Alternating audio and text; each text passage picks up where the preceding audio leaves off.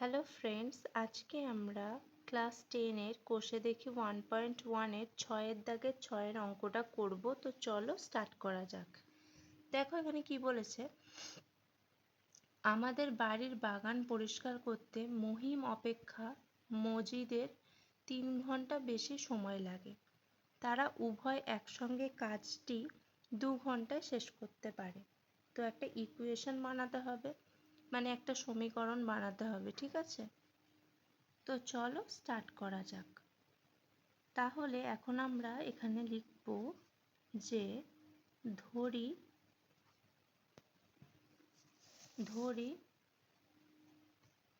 মহিমের বাগান পরিষ্কার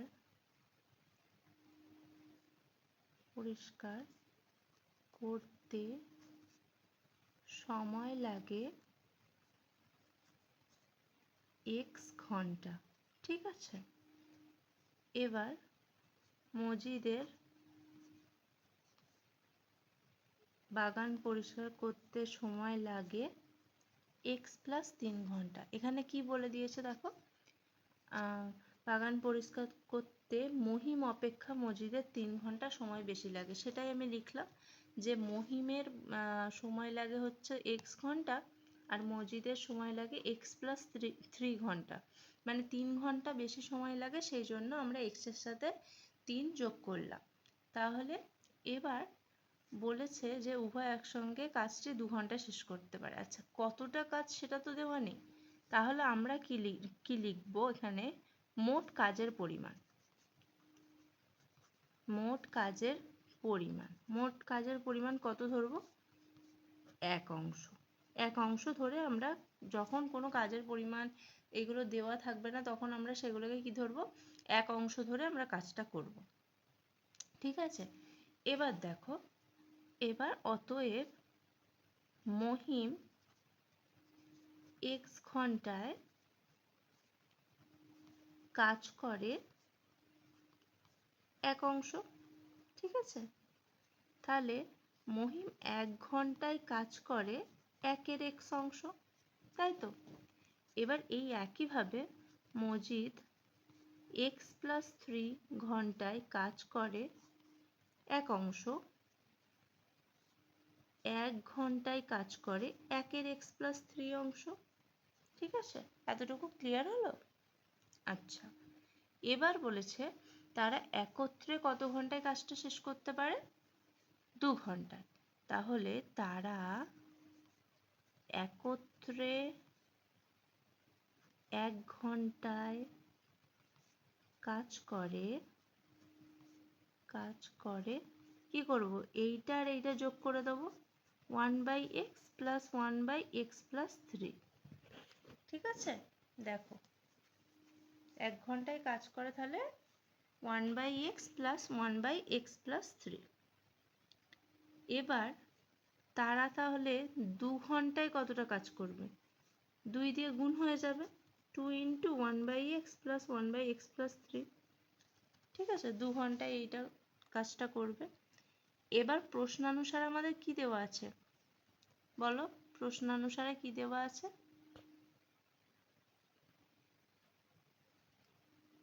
যে তারা উভয় একত্রে কাজটি 2 ঘন্টা শেষ করতে পারে। এবার এটা 2 ঘন্টায় তো শেষ করলো, তাহলে কাজের অংশটা কত ছিল? কাজের অংশ 1 অংশ ছিল তো, তাহলে শর্তানুসারে 2 × 1/x plus 1/x plus 3 equals to কত হবে? কত অংশ কাজ? 1, তাই তো? এবার গুণ করো, 2 এইদিকে ছিল, x × x প্লাস 3 হলো, এটা এখানে চলে গেল, x plus 3 plus x equals to 1, তাই তো? এবার 2 × 2x প্লাস 3, ঠিক আছে? 2x প্লাস 3 এইটা থাকলো, 2x প্লাস 3 আর এইটা এইদিকে গুণ হয়ে যাবে, x × x প্লাস 3, তাহলে 4x plus 6 equals to x² plus 3x, ঠিক আছে? তাহলে এটা এদিকে চলে এলে এক্স স্কোয়ার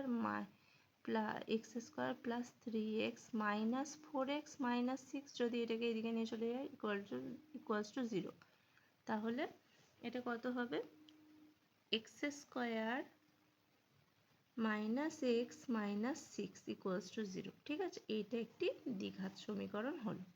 বুঝতে পারলাম কটা? প্রথম থেকে দেখে নাও।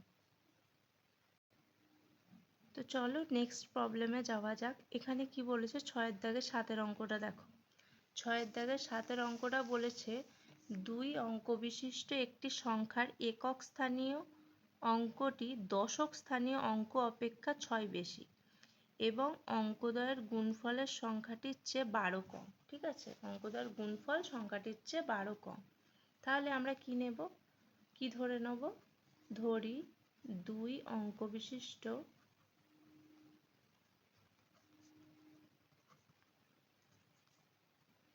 সংখ্যার দশক স্থানীয় অঙ্ক ইকুয়ালস টু এক্স। আমরা দশক স্থানীয় অঙ্কটাকে ধরে নিলাম এক্স। ঠিক আছে, যেহেতু এখানে কি বলছে একটি সংখ্যার একক স্থানীয় অঙ্কটি দশক স্থানীয় অঙ্ক অপেক্ষা 6 বেশি, তাহলে দশক স্থানীয় অঙ্ক অপেক্ষা 6 বেশি কোনটা? একক স্থানীয় অঙ্ক। তাহলে এখানে লিখতেই পারি একক স্থানীয় অঙ্কটি কত? একক স্থানীয় অঙ্কটি কত? এক্স প্লাস 6, তাই তো, 6 বেশি যেহেতু। এবার 2 অঙ্ক বিশিষ্ট সংখ্যাটা, তাহলে 2 অঙ্ক বিশিষ্ট, এবার কি বলেছে? কি বলেছে? 2 অঙ্ক বিশিষ্ট একটি সংখ্যার একক স্থানীয় অঙ্ক দশক স্থানীয় অঙ্ক অপেক্ষা 6 বেশি, অঙ্কদ্বয়ের গুণফল সংখ্যাটির থেকে 12 কম। ঠিক আছে, এবার আমরা লিখব 2 অঙ্ক বিশিষ্ট সংখ্যাটি কত হবে? এবার 2 অঙ্ক বিশিষ্ট সংখ্যাটি আমি লিখতে চাইছি। ঠিক আছে, এটা একক স্থানীয় অঙ্কের মান মানে ধরে নিলাম এবং দশক স্থানীয় অঙ্কের মানটা ধরে নিলাম, একক স্থানীয় অঙ্কের মানটা ধরে নিলাম। এবার সংখ্যাটাকে আমাকে বার করতে হবে। সংখ্যাটি হলো কত? একক স্থানীয় অঙ্ক কত? এটা। আর দশক স্থানীয় অঙ্ক কত? এটা। তাহলে এর সাথে কি গুণ হবে? 10 গুণ হবে না? প্লাস এটার সাথে কত গুণ হবে? 1 গুণ হবে, যেহেতু এটা একক স্থানীয় অঙ্ক। ঠিক আছে, তাহলে এবার কি হবে? এবার 10x প্লাস x প্লাস 6, তাই তো, তার মানে 11x প্লাস 6। এবার কি হবে? বলেছে যে অঙ্কদ্বয়ের গুণফল। প্রশ্নানুসারে কি বলে দেওয়া আছে? প্রশ্নানুসারে বলে দেওয়া আছে, প্রশ্নানুসারে কি বলে দেওয়া আছে? যে অঙ্কদ্বয়ের গুণফল সংখ্যাটির চেয়ে 12 কম। অঙ্কদ্বয়ের গুণফল কি? এখানে একটা অঙ্ক x, একটা অঙ্ক x প্লাস 6, তাহলে গুণফল কি হবে? x ইন্টু এক্স প্লাস 6 হবে তো। এবার বলেছে অঙ্কদ্বয়ের গুণফল সংখ্যাটির চেয়ে 12 কম। এই সংখ্যাটির চেয়ে অঙ্কদ্বয়ের গুণফল এই সংখ্যাটি 12 কম, তার মানে 11x প্লাস 6 মাইনাস 12। ঠিক আছে, যে বলেছে অঙ্কদ্বয়ের গুণফল সংখ্যাটির চেয়ে 12 কম, এই সংখ্যাটির থেকে 12 হচ্ছে কম। এবার এক্স স্কোয়ার গুণ করো plus 6x 11x plus 6 minus 12। ঠিক আছে, তার মানে x square plus 6x minus 11x, এটা 12 থেকে 6 বাদ দিলে কত হয়? 6 হয়। তাহলে এইদিকে মাইনাস আছে, মাইনাসটার দিকে চলে গেলে প্লাস হয়ে যাবে। তার মানে x square minus 5x plus 6 equals to 0। এটাই হচ্ছে আমাদের দ্বিঘাত সমীকরণ। বুঝতে পারলে? দেখে নাও ভালো করে অঙ্কটা। চলো নেক্সট প্রবলেম স্টার্ট করা যাক। এখানে 6-এর দাগের 8-এর অঙ্কটা কি বলেছে দেখো। বলেছে 45 মিটার দীর্ঘ এবং 40 মিটার প্রশস্ত একটি আয়তক্ষেত্রাকার খেলার মাঠের বাইরের চারপাশে সমান চওড়া একটি রাস্তা আছে এবং ওই রাস্তার ক্ষেত্রফল 450 বর্গমিটার। ঠিক আছে, এইটুকুনি বলে দিয়েছে। আচ্ছা, তোমরা আয়তক্ষেত্র দেখেইছো, এরকম টাইপের দেখতে হয়, দুদিকটা সমান হয়। এইটাকে কি বলবো আমরা? এইটাকে বলবো দৈর্ঘ্য, এইটাকে বলবো প্রস্থ। এবার কি বলেছে যে 45 মিটার হচ্ছে দীর্ঘ এবং 40 মিটার প্রস্থ। প্রস্থটা 40 মিটার আর দৈর্ঘ্যটা কত বলেছে 45 মিটার। ঠিক আছে, এবার বলেছে একটি আয়তক্ষেত্রাকার খেলার মাঠের বাইরের চারপাশে সমান চওড়া একটি রাস্তা আছে।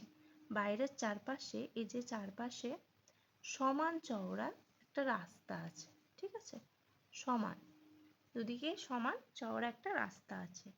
এবার বলেছে একটি রাস্তা এবং ওই রাস্তার ক্ষেত্রফল হচ্ছে 450 বর্গ কিলোমিটার। এই রাস্তাটার ক্ষেত্রফল মানে এই রাস্তাটা, এই যে রাস্তাটা, এইটার ক্ষেত্রফল বলেছে 450 বর্গমিটার। ঠিক আছে, এতটুকু ক্লিয়ার হলো? অঙ্কটা বুঝতে পারলে? এবার তাহলে এটা আমাদেরকে বের করতে। আচ্ছা, এখানে সমান চওড়া রাস্তা বলা আছে। এখানে কিন্তু কতটা মানে দৈর্ঘ্য মানে রাস্তাটা কত মিটার সেটা বলে দেওয়া নেই। তাহলে আমরা কি করব, ফার্স্টেই আমরা ধরে নেব, ধরি রাস্তাটি x মিটার চওড়া।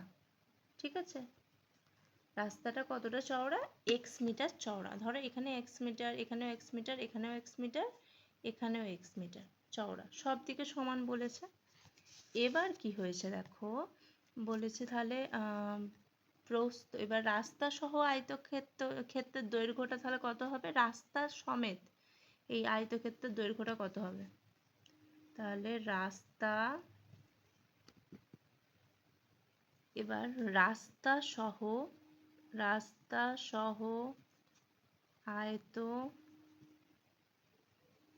আয়তক্ষেত্রের দৈর্ঘ্য, রাস্তা সহ আয়তক্ষেত্রের দৈর্ঘ্য কি হবে, দেখো এখানে আয়তক্ষেত্রের দৈর্ঘ্য কত 45, তাই তো, এই দিকেও x মিটার চওড়া, এদিকেও x মিটার চওড়া, তাহলে কি হবে দৈর্ঘ্য 45 প্লাস 2x মিটার, তাই তো, 45 প্লাস 2x মিটার।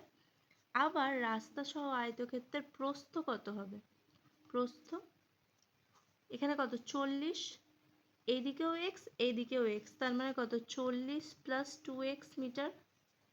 এতটুকু ক্লিয়ার হলো?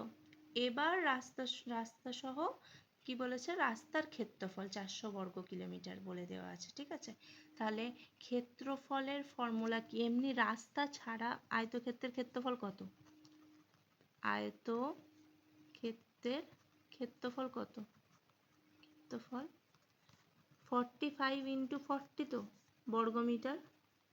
হ্যাঁ, আয়তক্ষেত্রের ক্ষেত্রফল কি হয়, দৈর্ঘ্য ইন্টু প্রস্থ হয় তো, তাহলে এটা কত হবে 1800 বর্গমিটার হলো। এইটা এতটার ক্ষেত্রফল বেরোলো। ঠিক আছে, আমাদেরকে কি বলেছে, রাস্তার ক্ষেত্রফলটা শুধু দেওয়া আছে, তাহলে শর্তানুসারে কি লিখবো আমরা, শর্তানুসারে রাস্তার ক্ষেত্রফল মানে রাস্তা সহ আয়তক্ষেত্রের ক্ষেত্রফল কত হবে, তাহলে রাস্তা সহ আয়তক্ষেত্রের ক্ষেত্রফল কত হবে 45 প্লাস 2x, এটা দৈর্ঘ্য, ইন্টু 40 প্লাস 2x বর্গমিটার, না এটা হবে তো, রাস্তা সহ বলছি, রাস্তা সহ, এই রাস্তা সমেত পুরো আয়তক্ষেত্রের ক্ষেত্রফলটা, তার মানে এখানে শর্তানুসারে 45 plus 2x into 40 plus 2x, এর থেকে যদি আমরা এইটাকে বাদ দিই তাহলেই আমরা রাস্তার ক্ষেত্রফলটা পেয়ে যাব তো, রাস্তার ক্ষেত্রফলটা পেয়ে যাব তো, বুঝতে পারলে? আচ্ছা, এটা সিম্পলিফাই করো, 45-এর সাথে 40 গুণ করলে কত হয় 1800 plus 80x plus 90x plus 4x square minus 1800 minus 450। ঠিক আছে, এইটা সিম্পলিফাই করলে কি হবে 4x square plus 170x minus 450 equals to 0। এবার সব 2 দিয়ে মানে 2 দিয়ে ভাগ করো, তাহলে 2x square plus 85x minus 225 equals to 0। ঠিক আছে, তাহলে এইটাই হচ্ছে আমাদের অ্যান্সার। বুঝতে পারলে অঙ্কটা? আচ্ছা, যদি ভিডিওটি ভালো লাগে তাহলে একটি লাইক করো এবং চ্যানেলটি সাবস্ক্রাইব করে নিও আরও নতুন নতুন ভিডিও পাওয়ার জন্য। আচ্ছা, তোমাদের ক্লাস 11-এরও ক্লাস স্টার্ট হবে কিছুদিন পর থেকে, ঠিক আছে?